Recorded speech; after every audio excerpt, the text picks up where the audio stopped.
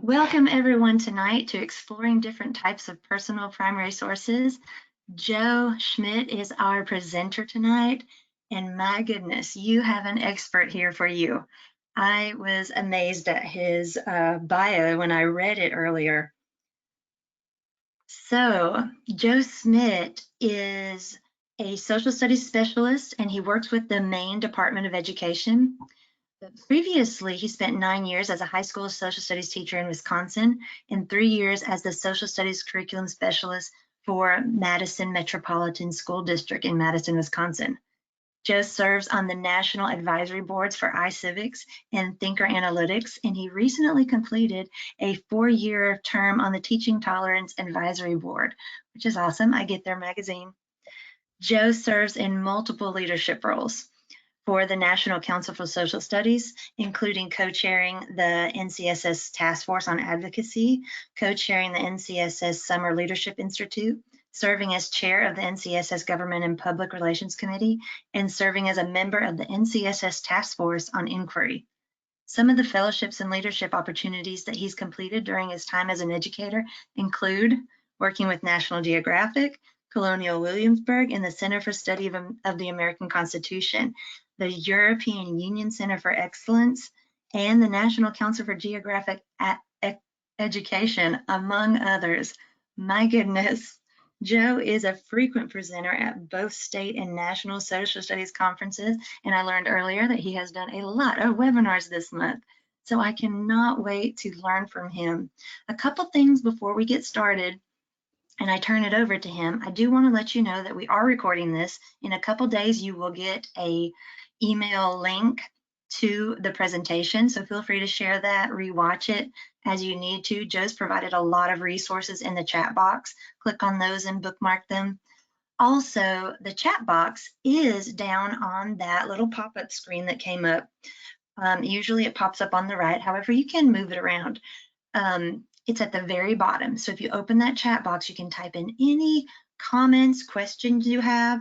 Joe is going to be looking at that because he has an amazing setup for webinars. I'll also be monitoring it, so any issues that you have, I can also respond to. So I am so excited to learn from this amazing credentialed presenter that we have tonight, Mr. Joseph Schmidt. I'm going to go ahead and turn it over to you. Awesome. Thank you very much. Welcome, everybody. I'm excited tonight to be able to talk about our guests. It's tonight here, getting tonight on the East Coast, but for some of you, it's probably still in the afternoon. I see we are spanning all the way over to California, Delaware to New York City to California and Wisconsin, New Hampshire. Lauren, you're getting very close to my neck of the woods. So thank you. Welcome. Everybody, I have dropped in a couple links in my emails, and please feel free to reach out to me at any time if there's anything I can do to help. So we're going to go ahead and get started with this. Please find the chat box function, because I have a lot of places in here where I'm going to ask for your feedback and thoughts on different examples of this, because you guys are going to be teaching such a wide range of not only grades but content areas, and I want to make sure that you're thinking through what this might look like in your area. Oh, Jesse, I know where Highland is. My last part before moving to Maine, I lived in Baraboo. I worked for Madison, but drove in from Baraboo. So welcome. Okay, so today we are talking about exploring different types of personal primary sources. My name is Joe Schmidt. I'm the social studies specialist for the Maine Department of Education. The best way to probably get in touch with me or to get information from me is on Twitter. I am at Madison Teacher, hearkening back to my days back in Madison, Wisconsin.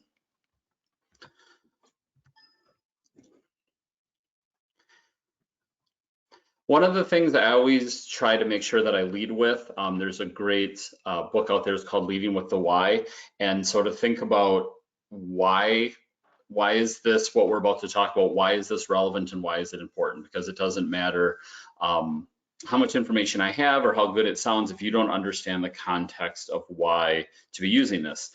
So I start off with an adaptation from Jeffrey Noakes. This is from his book around historical literacy and thinking skills. So I've adapted it to the more broad range of social studies, and the definition of disciplinary literacy in social studies. And the bolding is mine because I like to highlight there's 4 pieces in here. But if we look at social studies literacy, is the ability to construct meaning with multiple genres. And that's what we're going to talk about tonight. We're going to focus on multiple genres. This includes print, non-print, visual, oral, video, audio, and multimodal text. So that's step 1. They have to be able to construct meaning with multiple genres. 2, they have to be able to critically evaluate the text within the context of the work that experts in the field have previously done. This is really the focus on what it means to do social studies, right? We read differently than we read in other content areas. I'm blinking on the name. But we talk about what does it mean to be an historian? What does it mean to be a geographer? And so we're going to look at those type of things today. So what does it mean to do that critical evaluation in the world of social studies? 3, we're going to use text as evidence in the development of original interpretations of concepts or events. So it's always back to an evidence, claims, evidence, and response approach. And then 4, we're going to create multiple types of text that meet discipline standards. So we start off with multiple different genres, and in the end, students need to be participating in the creation of multiple different types of text. And I went back to, I finally remember the name, Cynthia Shanahan at the University of Illinois, Chicago, when I was talking about the context of the work. Her and then Timothy Shanahan, they talk about the critical reading that we do in social studies is different than in science or math, that we take a critical lens, and Cynthia Shanahan calls it a healthy dose of skepticism where we investigate. And so oftentimes when doing professional developments, I'll use the example that, like, if I were to let go of a mouse or a clicker or a pen, it would fall to the ground, right? Because in science, we know that that's type of piece, but we can't always take it that same for granted approach in social studies when we're reviewing text. So we have to have that healthy skepticism. And what that leads us to is the idea of being a criticalist. That with practice and support, students should be critical of all sides. They should be critical of all evidence that's presented to them until they're able to properly evaluate that information and then decide which one is superior. Notice we're not talking about which one's correct. We're not talking about which one's right. Just which one is superior in terms of the most believable or the best source to use in that piece of evidence. And that's what we want to get our kids to be. We want them to be criticalists. They don't automatically go one way or the other, but they view all sides, they evaluate it, and then they take a stand on that. And in order to take this stance, it is an active process. We don't just give students information, but rather they're actively engaged in that process of disciplinary thinking. We allow them to construct their own independent interpretation of an event that may be different from others. And this is one of the biggest pieces for teachers, that there should not, in most cases, be a specific right answer. Now, if we're talking about things like what is the capital of Maine, that would be a correct answer, but that's not necessarily an active process in disciplinary thinking. What you may look at is what should be the capital of Maine. If we were going to pick one today, where might we go with that? And that idea, so then the students are going to be actively involved in that process. And again, we're not looking for a right answer. Anybody who says Portland gets 100% and anybody else who says anything else fails. But rather it's about letting them take all the evidence to come up with their own interpretation of that event. And in order to do this, we need to make them aware of the strategies to do the evidence. This is our role as teachers, is to model this work and to help them understand, okay, this is how you would approach something, here's how you're gonna evaluate it, and here's how then you would record that out. And then that recording out is they're gonna make that claim based on evidence. So they have to be able to point at things. And that's something I use all the time in professional development, is when you have students working with stuff, if they have their hands on something, when they're making a statement, they should be able to point at the text, the picture, the document, and say, this is what I'm basing it on, right? They need to be able to come back to that specific piece of evidence. I'm a big fan of Stanford History Education Group and the SHEG, historical thinking skills. You see the 4 skills on the left-hand side: sourcing, contextualization, corroboration, and close reading. With over 20 plus years of work, Sam Weinberg's research has said, like, this is what it means to be a historian. This is the process that we go through as historians. When information comes to us, We source it, we put it into context, we corroborate with other piece of information, and we do a real nice close read of that information. And I always like to differentiate that the close read of a historical thinking is different than the close read that we might associate like with Common Core ELA. And what I often boil this down to is just the idea that we're looking for what's not being said. We're trying to figure out why might one person be saying this and one person might be saying this. Why might they be leaving some things out? What is their intended purpose as they're kind of pushing on something like that? And I really love this chart because it's got those 4 skills. It's got the questions that you can ask students. That third column or that middle one on that kind of right-hand side, if you have to do learning targets, it's got a series of learning targets. And then on the right-hand side would be writing prompts. So if you were working on, for example, the skill of sourcing, which we'll do here in a second, you could ask students those questions. Who wrote this? Where was it written? Et cetera, et cetera. You would then have those, the skill you were working on today, and then you could have as some sort of formative assessment or exit slip, you could have students answer those writing prompts. So this is oftentimes the lens of where I do a lot of my work with historical thinking. Disciplinary literacy is usually based on the research of either Sam Weinberg or Timothy Shanahan, kind of the 2 leaders in that section. And then we kind of take that research-based approach to working with this. So we're going to look at that first skill. We're going to do some sourcing. And this is where students will oftentimes need a lot of support. And that question of how do I know if the source is reliable? And these are some of my favorite pictures that I pulled together. Like, you know, in the upper left-hand corner, there's that age-old like fight now in education. Is it okay to just Google something? Can we trust Wikipedia? How do you use those type of resources? In the upper right, you know, kids are always like, wait a minute, doctors thought it was okay to smoke cigarettes? No, that's not what that says. It just says more doctors smoke Camels than any other cigarette. So if doctors are smoking, that doesn't mean it's good for you, but if they are smoking, there's going to be a most common brand. So who was the source of this information? Same thing kind of in the bottom left-hand corner, snake oil is wonderful stuff. According to who? Who put this together? Who's telling you that? And in the bottom right is that really gray area, because Dewey defeats Truman. If we have our history background, we know that this is true, that this is an actual photograph, that the Chicago Daily Tribune did print that headline, that Harry Truman did hold it up. This is not Photoshop. This is 100% accurate. But that doesn't mean that Dewey did defeat Truman. That once we work through all the sourcing information, we still have to be able to pull all the pieces together. So if we're thinking about how do we know if a source is reliable, one of the first things I think we should always ask students before we even read anything is we need to figure out where did it come from. And so one of the SHEG activities is they look at a couple different things, and this is where I'm going to need you in your chat box getting ready to answer. So if I ask you the question, we're going to look at who was present at the signing of the Declaration of Independence. Which source would you trust to be more reliable? Would it be source 1, a Hollywood movie about the American Revolution made in 2001? Or would it be source 2, a book written by a famous historian who is an expert on the American Revolution, published in 1999? So if you could go ahead in the chat box and either put in 1 or 2, which one of those 2 sources would you see as more reliable in trying to decide who was present at the signing of the Declaration of Independence? And I see everybody's responding. Sarah says 2, Anita says 2, Deborah says 2, Jason says 2, Stacy says 2, Michelle says 2, Tara, twos all across the board. And Lauren's even gone through and kind of answered that question. A book from a famous historian, while dated, is more likely to be realistic than a Hollywood movie.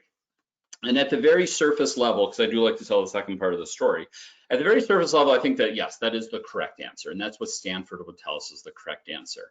I did have one of my teacher leaders complete a training with me, and she called me up. She was very excited because she did this activity with her high school students. And she said, Joe, you had to understand like what they said, right? Because I always respond to people. I say, well, tell me more about that. Trying to get more at the thinking. It's never right or wrong. It's always just tell me more. And she said, I did this activity with my students, and one of my students had source 1. And instead of saying no, I just said, well, you know, tell me more. And they said, well, we know that as things become more current, we get more information. And the book was written by a famous historian. The Hollywood movie would probably have multiple sources, right? And so while we probably can still understand like there's some flaws in that logic about how Hollywood's going to treat a movie, and they may or may not have sources, right? But it was still that insight into the kids' thinking about why they were evaluating that source, which to me is far more valuable than whether they picked source 1 or source 2. I want to know how they're thinking on that. So with that in mind, here's your chance to chime in then. I'm thinking about personal sourcing does matter. So if a kid comes up to, or if one student comes up to another student and is like, hey, Tommy, another student of mine, told me we don't have any homework this weekend, but the teacher said we did, who should we believe? So I'm guessing we would want the kids to believe the teacher, right? Just because Tommy said there's no homework doesn't make him a reliable source, even if he was in that classroom. So what are some other examples that your students might have experienced where the source of their information may have been called into question? So I'm going to give you a moment to put into the chat box, where is an opportunity where students have had to really think about the source of their information when trying to make a decision?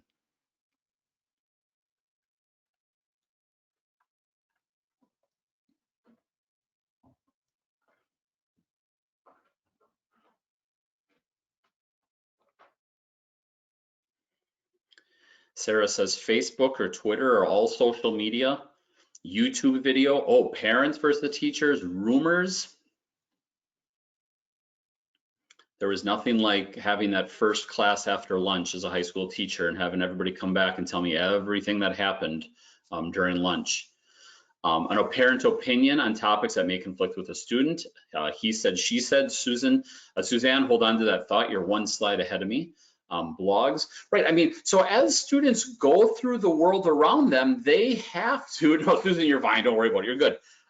Students are having to interpret information all the time, especially, right, we heard here, blogs, social media, the internet, all the stuff around us.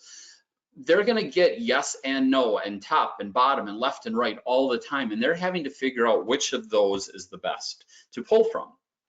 And so there's different ways that we can start evaluating sources. So in this one, source 1 versus source 2, it's the same basic premise that there was an interview with a former slave in 1936. The only difference is that who's doing the interviewing. In source 1, it's a black man who's collecting oral histories for the Federal Writers Project. And in source 2, it's a white woman collecting oral histories for the Federal Writers Project. Which of those two sources would you say is more reliable as a source? Is it source 1, where the interviewer is a black man, or source 2, where the interviewer is a white woman? Go ahead and jump in the chat box. Which one's more reliable?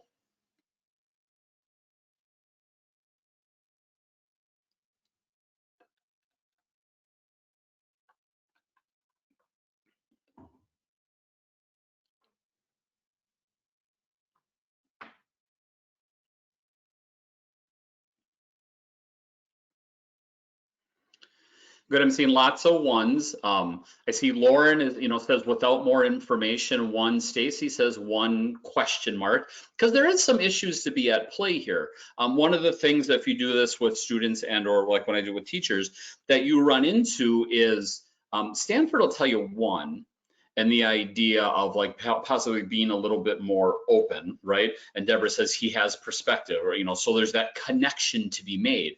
But people have also raised the issue, like, does that lead to somebody, the idea of if you're closer with somebody or can relate to somebody, do you maybe inflate things? Do you maybe, exaggerate a situation and say, well, this is what it was, what it's like, this is what it's like, versus whereas that white woman, you might not. But then again, that flip perspective, maybe the more generally accepted one is they might not be willing to be so open because of differences in race and gender. And again, it's not necessarily that one might be the right answer or wrong answer. There's those different takes. I would just have you talking to the students saying, like, whatever you've brought to me now, what are those things to think about? And we kind of had just that little piece, but right, it's that he said, she said. We get that all the time, right? Kids will relate to that. Well, you pushed me on the playground. No, you didn't. Yes, I did. No, I didn't. Well, So they both have different perspectives. They both have a reason, right? If I've actually done something wrong, I have a reason to not let that truth come out. If I didn't have something, or I've had something done to me, right, I have a different reason. And so we do have to understand that all those different perspectives are going to play a role. It doesn't make necessarily one right or wrong, but again, just having to understand those pieces. So what are some other examples where your students might have experienced where the sourcing is called into question in this manner, where we're having to talk about the reliability kind of in one piece because people might have conflicting perspectives? So in the chat box, is there anything your students might come across in their daily lives where we get into that he said, she said?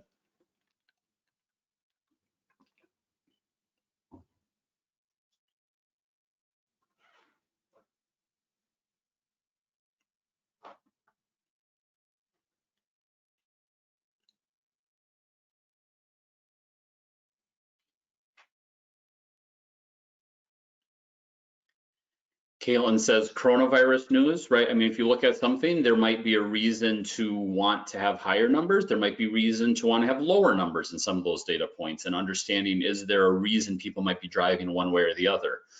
Sarah says interviewing parents or grandparents, teachers about a hot topic, right? The perspectives would be different. Did they go through something? My generation, knowing like grandparents or great grandparents living through the Great Depression, have a different view than people who've just read about it, right? And it doesn't, again, mean that one's different or better to it. And Suzanne, yes, how close a person is to the content, right? And then Sonia's comparing different news perspectives. And so it's just that idea of understanding, if you have a goal in mind, that does change your reliability. Our last one in this little piece here. So evaluating sources. The question is, what was the layout of the Nazi concentration camp at Auschwitz? Who's going to be more reliable? What's going to be more reliable as a source? An interview with an 80-year-old Holocaust survivor in 1985, or a map of a concentration camp found in Nazi files? Which one would you trust more? Source 1 or source 2? I'm seeing everybody jumping on source 2. And I do I'll reference back, I don't remember who said it in our last one, but it was like, without any more information, right? I think we have to go with 2. And the reason we talk about this and highlight this is that memories are really, really bad sources. People interviews are really, really bad sources of information. And that's why we always want to be able to trace back to a primary source or a document or something that was recorded in that time, instead of somebody trying to remember back. There was a really fascinating piece done in New York City, at actually in multiple cases around the country, but following 9/11, some sociologists went in and they asked people what they were doing when they heard about what had happened. And they followed up a year later, 5 years later, and 10 years later. And if I'm thinking correctly, something like only 60% of people 1 year later were able to identify what they were doing at that time. And then the numbers, continue to drop as the years go on.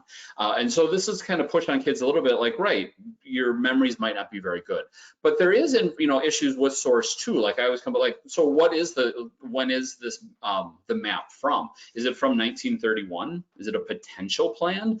Is it an in progress one? How detailed is it? Does it lay out specific instances of anything? Is it something that was purposely released by the Nazis to, somebody else to say, well, no, this is what's actually here, right? And that may have been lied, right? It could be propaganda. So we always do need more information. But again, it's that thinking about, how do you get your kids to think about these type of pieces?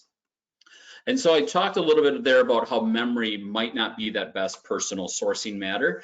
So thinking about, again, with your kids, if you're working with them and they're trying to, put some pieces together, what are some things that they may have had where their memory may have caused an issue, or someone else's memory may have caused an issue in a personal primary source?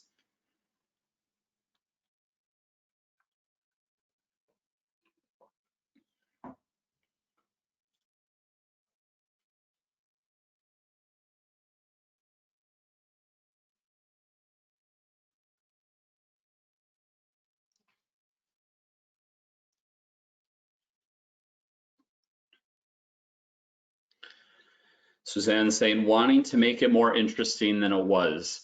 mean, we embellish, right? It's, you know, the old fish tale, right? First it was 4 inches, 6 inches, 8 inches, right? The story continues to go. Sarah definitely hits on trauma changes perspectives, who you are in that moment, your age, what your personal background is, the experiences on that. Caitlin brings up an interesting point. Did you see it, or is it something that was told to you and then you're trying to remember that as well? And so when students are experiencing those things in the world around them, right, those are things they're going to have to keep track of. And again, it comes back to Cynthia Shanahan, that healthy skepticism and being a criticalist. We don't automatically dismiss something out of hand. We don't say, oh, that's a memory, that doesn't count. But we just have to keep those perspectives on it, because really what we're doing is primary sources are just evidence. They're evidence toward whatever we're trying to accomplish. And one of my favorites here, there on the right hand, there's the transcription if you can't read General Eisenhower's writing on the left.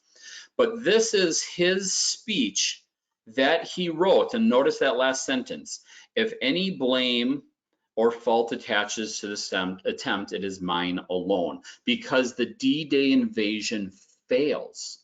And so if a kid comes across this primary source and they read it and the source is correct, it's Dwight D. Eisenhower, he would know, and he wrote a letter saying that the invasion of Normandy failed. Does that mean it did? No. This is part of just evidence pieces.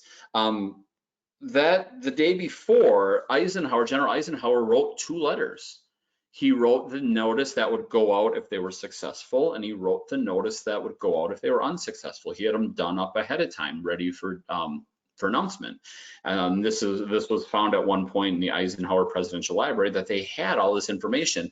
And I love the circle in the bottom corner there, that he dated it July 5th. He didn't even get the date right. He was there writing this, and he got the information wrong, right? That doesn't mean it happened on July 5th just because he wrote it. It doesn't mean that they failed. This is something we would take as part of evidence to try to put together the bigger story. No one primary source is going to be the end-all be-all. And so with your kids, you can have them reflect back, look through their student planner. What were they saying in August of 2019, September of 2019? What were they putting in his notes? And how much of that would or could have been inaccurate, right? I'm going to go to the game tonight, they put in their planner. That doesn't mean they went, even though their planner says they did. They may have had other parts in there. So I gave you a couple quick examples. If you were to find a student planner and have a student reflect on their 2019-2020 school year, what are some other pieces of their of evidence from their planner that could be misleading if you were to try to tell the story of their school year from their planner? So if you had students look back in their planner, what in there could be misleading for them if we were to try to use it as evidence of their year? What would be some other examples?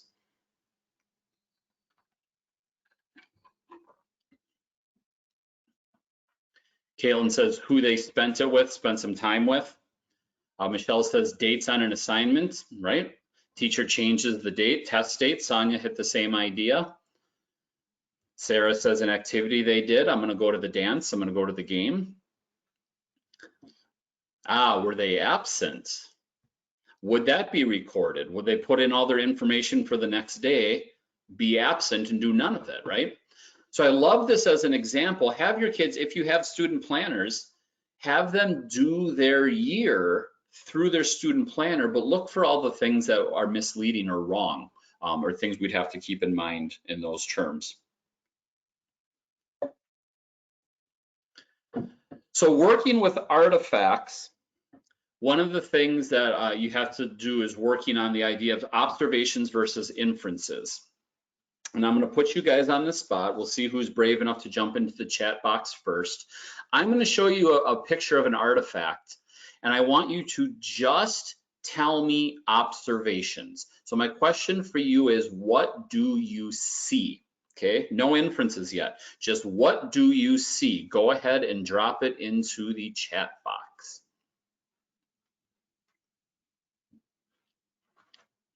And I'm going to pause everybody right there. Thank you. Oh, everybody's jumping in. Good, good, good, good. We're actually really, really bad at this. People are really bad at this. The human mind craves understanding.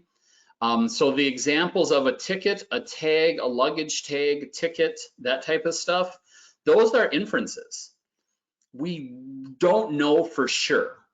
What we've done is we've taken all the different pieces we've done or that we see, combined it with our experience and said, well, I think that that's a tag. But a true observation, congratulations, Sarah and Anita, is like the number 9. We know for sure that's the number 9. We know it says family, children, as Sarah was saying in there. I even really push on people, Sarah and Stacy, to push on. I'm not 100% sure if those are punches or holes. I've seen some pretty fancy things done, like with 3D imaging, right, where we can make it. I'm assuming it is, because everything that I see tells me they're uniform. It was probably a little punch thing that it appears to be a hole through there, but that's an inference based on what we are seeing. And it's tough because we want to put all those pieces together. And adults are bad at it. Teachers, I've done this, I don't know how many dozens of times, and almost everybody immediately jumps to some sort of inference. But what we see is the word band, family, men, women, children, total, the number 9. It says issue day, it says or, there's some pieces on there. It appears to be, as I pull all those pieces together, I'm going to infer that it's some sort of tag because of the hook kind of thing up there on the top. It seems to be older. They appear to be punches in there. But what I'm really doing is pulling everything I know about the appearance of like the wrinkles in that left-hand corner of that older piece. And it's got that reinforced where the hole is at the top. It's got that reinforced piece. Where I've seen that before is on tags. But we don't actually know that that's what it is. It's an inference that we're making. And people jump that all the time. And you really have to get kids to pause on it. But an interesting piece, a kid that has a lot of background knowledge on a topic will jump to inferences because they have content to work with. Students that don't have background knowledge or strong background knowledge are actually better because they don't have information to make inferences from. So they will be better at what do you observe because they will struggle with the inferences part. So you can pair kids with background knowledge and lesson background knowledge to have them do the observation inference piece. Now, if you're curious, it is some sort of tag. It's a ration card. It's an Indian removal ration card from 1886, I believe. And I always forget because on there you see quarter blank 18.8, and I can't remember the last one.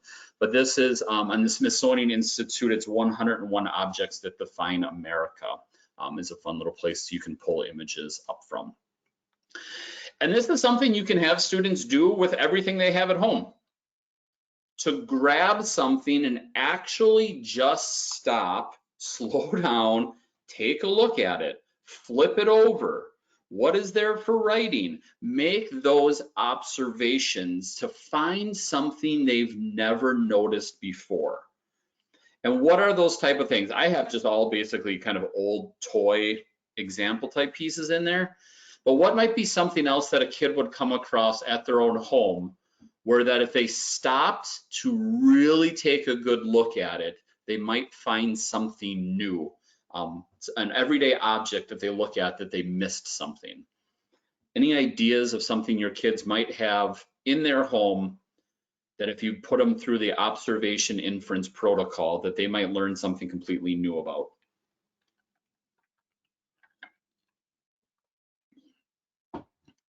Sonia says books on the bookshelf. Sarah did family pictures. Sarah, hold on to that thought. We're going to do that one in a second.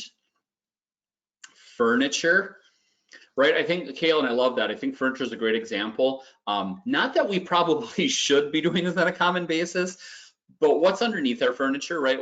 We normally don't flip things over in terms of furniture, but tags, years, production, right? The old famous, do not remove tag under penalty of law type stuff. Like a lot of those things are in there, yet we don't take the time to look at it. We look at it and say, that's a couch. done, check, I'm good here. But those everyday objects, if we take the time to take a look, and one of the things that I would do, and thank you to Sarah for the idea of the picture, is how many people have seen this painting before?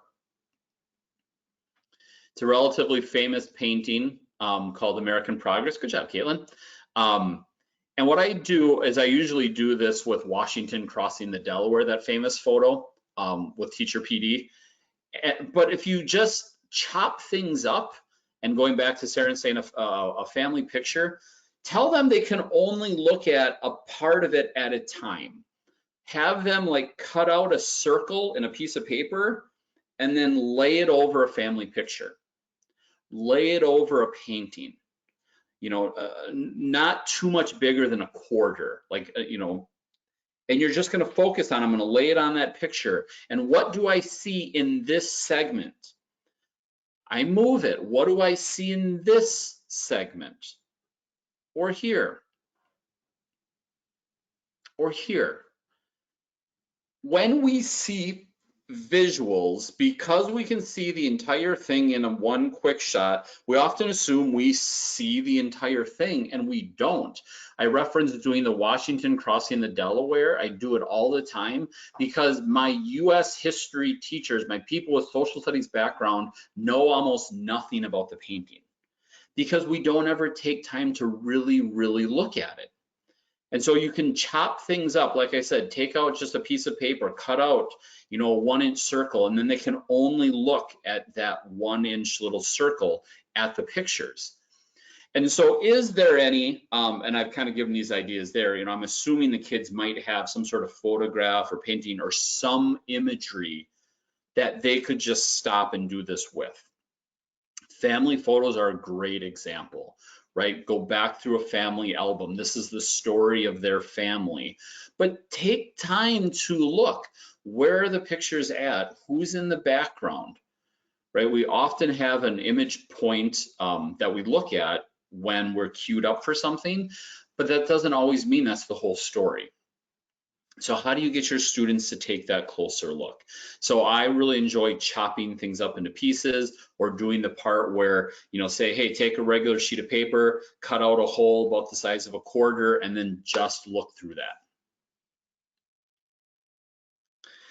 You get a lot of the same thing with maps. We often just look at maps very quickly and assume we see the whole thing.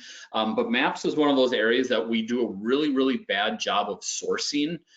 Because maps were, and I'm not talking about Google Earth, but maps were created by somebody. They usually have a title. There's usually a purpose when it was done.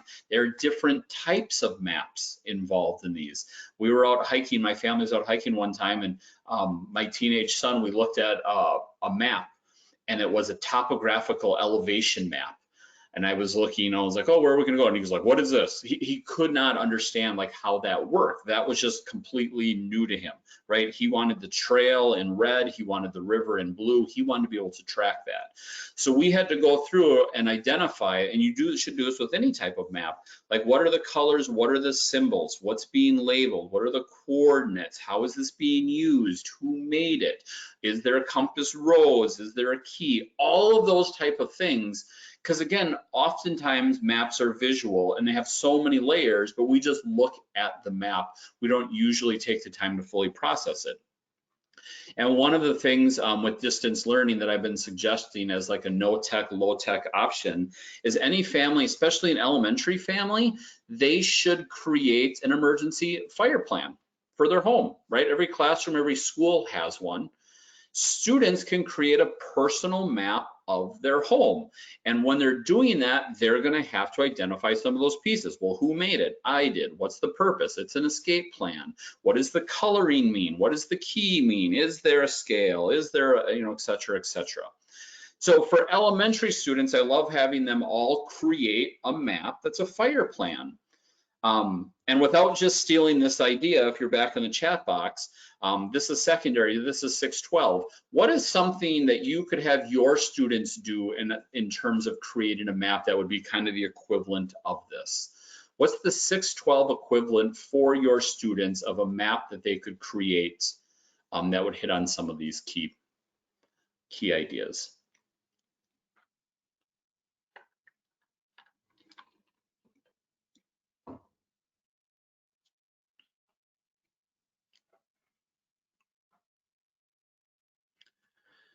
So we have mental mapping, a map a neighborhood, their neighborhood, a park, a mental mapping of their town. But think about purpose, and with this, how do you layer this up a little bit and give them reason to add more stuff? There we go, Caitlin, I like that one. Map a town for a parade, right? We've laid out the one layer, and then saying, okay, what's the parade for? So the title of this map might be our 4th of July parade. This is for the city council. Here's my proposal so that the parade comes right by my house, or whatever the idea might be, right? But then we have to start layering out, here's the city, but then here's where the parade's gonna line up, here's where they're gonna go, here's where they're gonna end. Sonia says, redesign a building for repurpose. Could they redo their house? What if they share a bedroom? Can you have them redesign their house so that every sibling gets their own room? Can they build a game room? Can they build, right? It's just all of these pieces about what's their world and how do they make things bring pieces into them that makes it relevant to them while still practicing mapping skills. Have your students be an archaeologist, but not like that. Not chasing treasures and avoiding snakes. Like this. Archaeologists find stuff. Like you go to Jamestown, they're still digging up stuff. They're still looking for anything to tell a story. And so this one, teachers kind of grown a little bit on this one. But go through your trash. I would say in the classroom, bring them non-rotting trash. But they could do this at home. Take a garbage bag, take out any of the soiled foods or anything like that, and lay it out in the driveway or in the yard. What story could you tell? What story could that student tell about their family based on what's in the garbage? What's their story? Is there McDonald's wrappers? Does that mean something? Frozen pizza? Sonia, yes, great, their backpack or purse. What's in those pieces, right? That's just a collection of evidence that tells a story about somebody. So we can use their garbage. Sonia might be having a better plan here because it's probably not nearly as smelly, but to look in their backpack or their purse or their car, right? The family car, what's in the car? What does it tell them about that? How often do they go to eat? Jason, yes, lockers, right? Given that certain amount of information, what's the story to be told? Because that's what an archaeologist does. When they have a find, they pick through it piece by piece and try to recreate the story. So I always tell teachers, especially my elementary teachers, I'm like, just take your non-food stuff for like a week, put it in a separate bag, then bring it into your class and just have them look through it, right? What are your wrappers? What are you drinking? What are you reading? What are the things that go in the garbage? You can tell a great story. And so if you want to be looking at, more primary sources with your students, I always tell people, okay, you have to be okay with small successes and some failure, right? Your first time trying anything or trying something new doesn't mean it's going to go well. And definitely try to use what's out there. There's a ton, so many things out there, and I can share anything that people might need. And again, I'll give you my emails at the end if you want more stuff.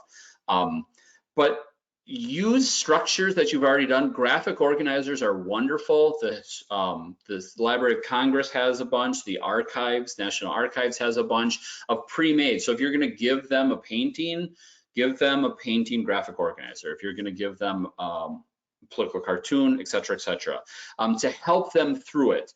Let them track through their thinking.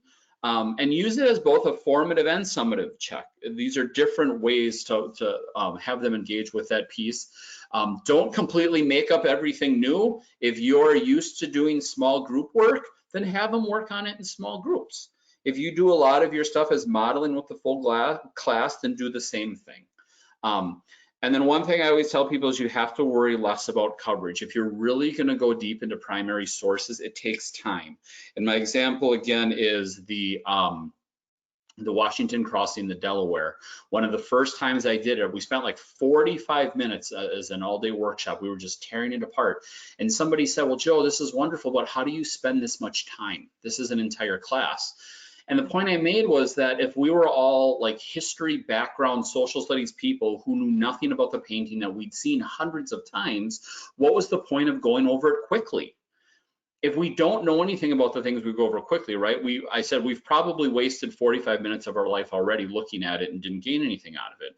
And so we have to pick those places where we can go deep to do these transferable skills. If you can really get a kid to understand how to look at a picture differently or a map differently or an artifact differently, that's a skill that will reinforce year after year after year and will help you go deeper into some of the pieces on that. So you have to be okay with letting them do that, that productive struggle with primary sources.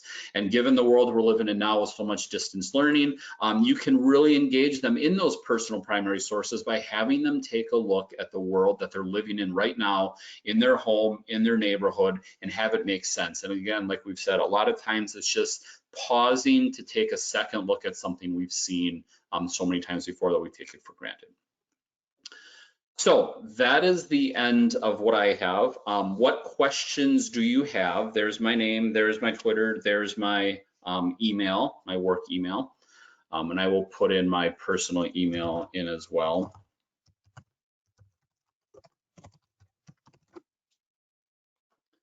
And I really do encourage you, I always tell people at the end of stuff, like my job is to remove barriers for teachers. I love to kind of paraphrase the old Armageddon Bruce Willis movie and say like, I'm sitting in a room thinking stuff up. If you have a question, I hopefully have thought about it already and have resources developed. So for example, I run a Diigo bookmarking tool that I've got like, I think it's like 300 some odd links for primary sources. So if you're like, Joe, where do I go for primary sources? I went to the Library of Congress, I went to the archives, I couldn't find what I was looking for. If you ask me, I've probably already collated some of this stuff. Oh, yes, thank you, Anita. Yeah, I mean, I've focused so much time, and especially right now, working with so many teachers, talking about like, you're gonna have to let some of the content go. You're not gonna be able to replicate the class. If the Great Depression was your next unit, they just might not get that content.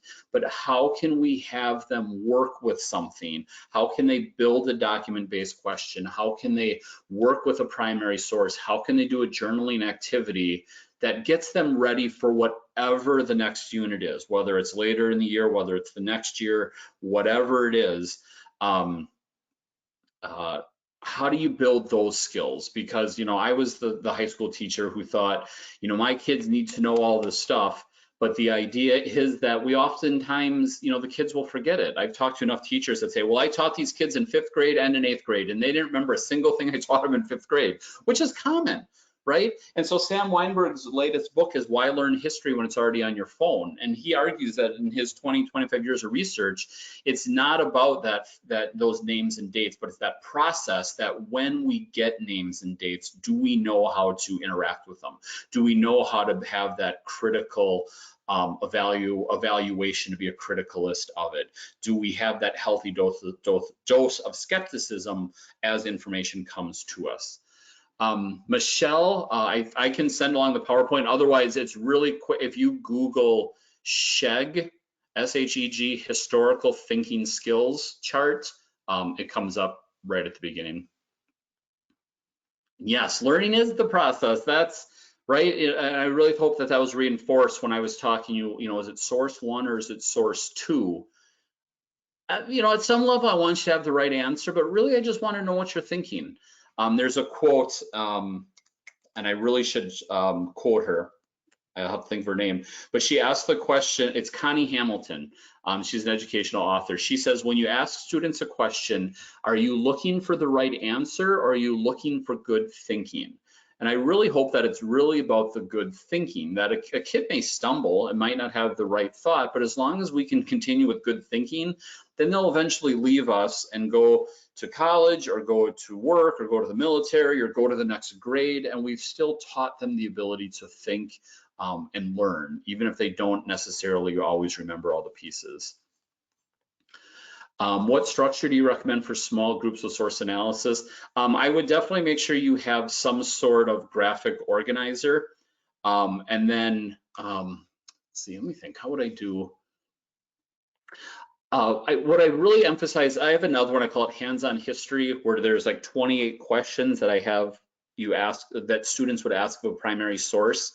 And one of the things people ask about approaching is I always say you have to chunk it out a little bit. Like just what is, because it can be overwhelming, especially if this is new to them. So be very, very clear about what you want them to do and fill in all of those blanks. Okay, so number one, who wrote this? Period. Like, don't get lost in the weeds. Don't try to do 10 things. Step by step, be very, very clear what you're going through. And so that they would have the small group to lean on each other, and then have some sort of graphic organizer where they can continue to track through, right? And then you can keep an eye on the room. And as people are finishing up the first one, give them that second one. And you want to spoon feed those pieces through, so that they're able to stay on track while continuing to be successful, right? You don't want to say, you know, give me all sourcing information now, and then have that be overwhelming. Give them the small little victory that they can do in the groups, pace it out. And then again, like when I do the Stanford stuff, I like day one is just sourcing, like just focus just on that. Don't have them do analysis, don't have them do the deep dive into close read, don't contextualize it, just work on that piece until they're really good at it. And for me, sourcing should just be natural. When a student gets a document, that should be like, I want a kid who goes, hey, Mr. Schmidt, I have a problem here. This was written something, something, something, right? Like if they can identify that right off the bat, here's four things and one of them doesn't belong. I mean, that's another thing you might want to throw in there, Caitlin or anybody. Can students just identify that without doing that really specific sourcing piece? If you give them 4 things about the Civil War and 3 of them are from 1861 and one is Ken Burns, you know, from 1996, right? Ken Burns is fantastic. He does his research, but it's still different than the other pieces. And would students pick up on that? Do they notice the year? Do they notice that the author is not Abraham Lincoln? Do they notice that it's from a Southern perspective? How can you give them those chunks so they just keep coming back to telling you what they're thinking about? Smithsonian, yes, Smithsonian also has some good analysis sheets. Yep, the archives, and then the Library of Congress are 2 I always recommend because they have elementary and secondary versions, both the archives and the Library of Congress. If you do like search for Library of Congress, graphic organizers for primary sources, they have that. But the archives is fantastic. Those are ones I use in my examples because they're very, I like them as they're very kid-friendly visually. The Library of Congress has a nice little process. So I think if you're going to do it repeatedly, I think the Library of Congress has a really nice, clear process. The archives, I think, are really nice, kid-friendly ones.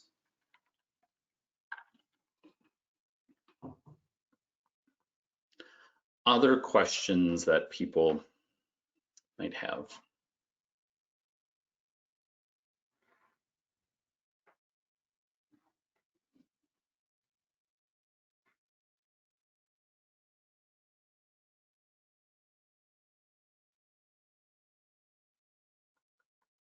Joe, I want to thank you so much while we're getting those, the rest of the questions.